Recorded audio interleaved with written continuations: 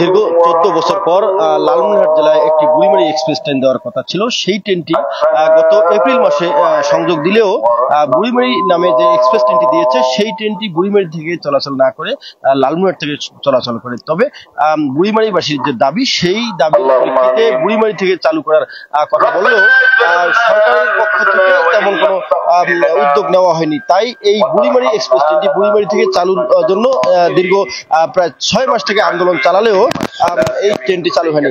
তবে আজকে সকাল থেকে এই লালমনিরহাটের হাতীবান্ধা উপজেলায় যে আন্দোলন করছে বুড়িমারি এক্সপ্রেস ট্রেনটি বুড়িমারি থেকে চালু করার দাবিতে, সেই আন্দোলন চলাকালীন সকাল থেকে আন্দোলন করতে সকাল থেকে সন্ধ্যা নাগাদ হলেও এই বুড়িমারি এক্সপ্রেস ট্রেন চালুর ব্যাপারে কোনো সিদ্ধান্ত গ্রহণ হয়নি।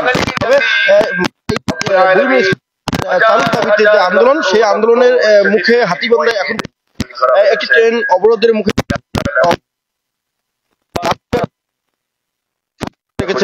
এই আন্দোলনকারীরা।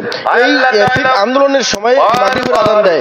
এই মাগরিবের আজান দিলে সেই মহাসড়কেই আন্দোলনকারীরা নামাজ আদায় করেন। আন্দোলনকারীদের যে শক্ত যে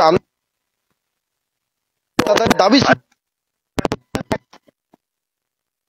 মন্ত্রণালয়ের পক্ষ থেকে এমন কোন সিদ্ধান্ত আসতে হবে যাতে আর বুড়িমারি, হাতীবান্ধা, পাটগ্রাম এবং কালীগঞ্জ আজিজমারির কোনো নাগরিককে আর কখনো এই ট্রেনটি নিয়ে কোনো আন্দোলন করতে না হয়, এমনটাই দাবি জানিয়েছিল এই আন্দোলনকারীরা। তবে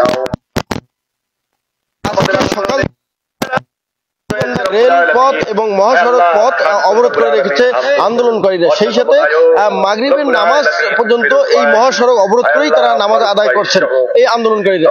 এখন পর্যন্ত হাতীবান্ধা থানা পুলিশ এখানে এসে এই আন্দোলনকারীদেরকে নিয়ন্ত্রণে নেওয়ার চেষ্টা করেছেন। তবে আন্দোলনকারীদের নিরবিচ্ছিন্ন এবং নিরাপত্তা নিয়েই যে আন্দোলন করা হচ্ছে, এই আন্দোলনটি ছিল একটি তাদের শান্তিপূর্ণ একটি আন্দোলন। এই আন্দোলনে তেমন কোনো অশান্তি সৃষ্টি হয়নি বলেও জানিয়েছেন আন্দোলনকারীরা। সেই সাথে প্রশাসনের পক্ষ হয়েছে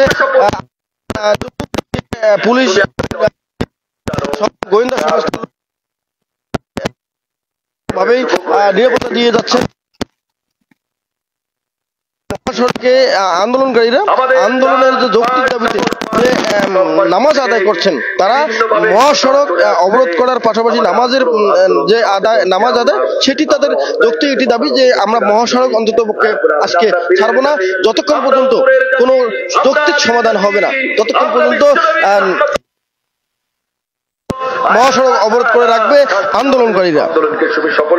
আমরা যদি একটু আপনাদেরকে দেখাই যে লালমনিরহাটের হাতীবান্ধা উপজেলায় আজকে রেলপথ এবং মহাসড়ক যে অবরোধ করে রেখেছে আন্দোলনকারীরা, তাদের একটি দাবি ধরে একটি বুড়িমারি এক্সপ্রেস ট্রেনের যে দাবি, সেই বুড়িমারি এক্সপ্রেস ট্রেনটি বুড়িমারি নাম দিলেও বুড়িমারি থেকে চলাচল করেনি, আর সেটি মূলত লালমনিরহাট থেকে চলাচল করায় এই ট্রেনটির যে সুবিধা সেটি লালমনিরহাটবাসী সুবিধা গ্রহণ করে, বুড়িমারি বা হাতীবান্ধা পাটগ্রামবাসী কখনোই এই সুবিধা পায়নি। তবে সরকারের পক্ষ থেকে একটি জিনিস বলা হয়েছে যে এই ট্রেনটিকে ধরার জন্য একটি করে শাটল ট্রেন দেওয়া হয়েছে, যে শাটল ট্রেনটি বরাবরই আগের যে ট্রেন ছিল সেই ট্রেনের সঙ্গেই সংযোগ করে দেওয়ার একটা কথা বলা হয়েছে।